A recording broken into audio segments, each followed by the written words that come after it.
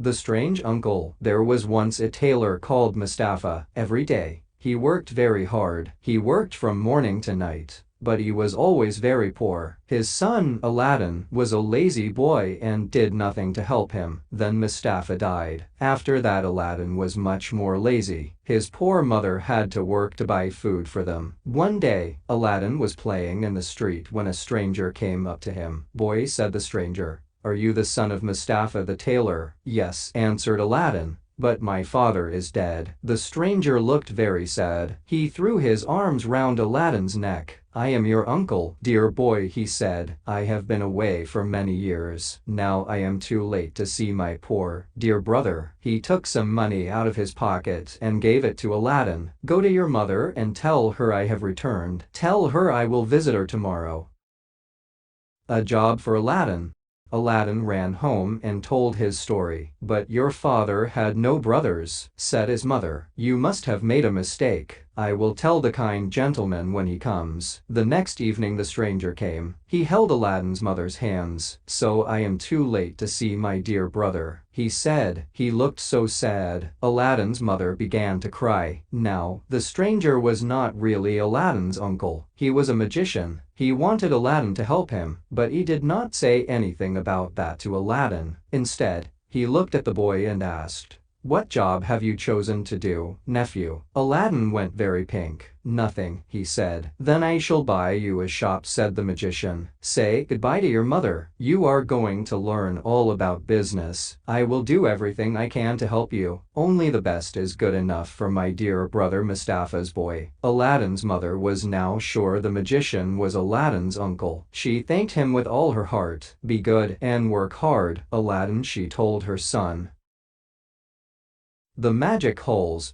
The magician led Aladdin to a place outside the city. He told Aladdin to collect sticks for a fire. When the fire was burning, the magician threw some white dust onto the fire. Then he said some magic words. Green smoke rose up, the earth shook, and a large hole suddenly opened in front of them. At the bottom of the hole, Aladdin saw a big, flat stone with an iron ring in the middle. "Take the ring in your hand and lift the stone," said the magician. Aladdin was frightened. "Do as I tell you," the magician said. "There is a wonderful treasure down there. Only you can reach it. Your name is written on the stone." Aladdin lifted the stone. It moved quite easily. Under the stone were some steps. They went down into the ground. Aladdin could see that it was very dark down there. "Go down those steps," said the magician. "At the bottom you will come to a large hall. It is full of boxes of gold and silver. Do not touch anything. Keep walking. You will come to another hall. Go through that one, and you will come to a third hall. At the end of this hall, there is a door. Open the door. You will see a garden full of beautiful fruit trees. In a corner of the garden wall there is a shelf. On the shelf you will see a small lamp. Bring that lamp to me. You can take some of the treasure when you come back if you like, but do not forget the lamp."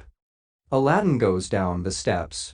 Aladdin was frightened. He did not want to go down those dark steps. The magician put a ring on Aladdin's finger. "This is a magic ring, and it will keep you safe," he said. Aladdin thanked him and went down the steps. Everything was just as the magician had said. He found the lamp and put it in his pocket. On his way back he looked at the trees full of beautiful fruit. When he tried to eat the fruit, it was hard and cold. Aladdin did not know that the wonderful pears, oranges and apples were huge jewels. He just thought they were pretty, and he filled his pockets with them. The magician was waiting at the top of the steps. He planned to get the lamp, then shut the door with Aladdin inside. "Help me up, Uncle," called Aladdin. "Give me the lamp first," said the magician. "You will climb up better without it." "It's in my pocket," called Aladdin, "under some pretty fruit. I'll give it to you when I get out." Alone in the dark. The magician was angry. "Do as I tell you. Give the lamp to me," he said. "I can't, Uncle," said Aladdin. "Help me get out of this hole. When I am out I will take everything out of my pockets. Then you can have the lamp." But the magician did not want to wait. He was very angry. He threw some more dust on the fire. He said some more magic words. This time, red smoke rose up into the air. There was a loud, frightening noise. The big stone slid back. and the earth closed over the hole. Aladdin was a prisoner in the earth. The angry magician went away. Aladdin cried for help, but no one heard him. After a while he was tired and stopped shouting. His hands began to feel cold, so he rubbed them together. Suddenly a small genie appeared. "I am the genie of the ring," it said. "What can I do for you?" Aladdin was too surprised to be frightened. "Please get me out of here," he answered. At once he found himself silting on the grass outside. The genie of the lamp.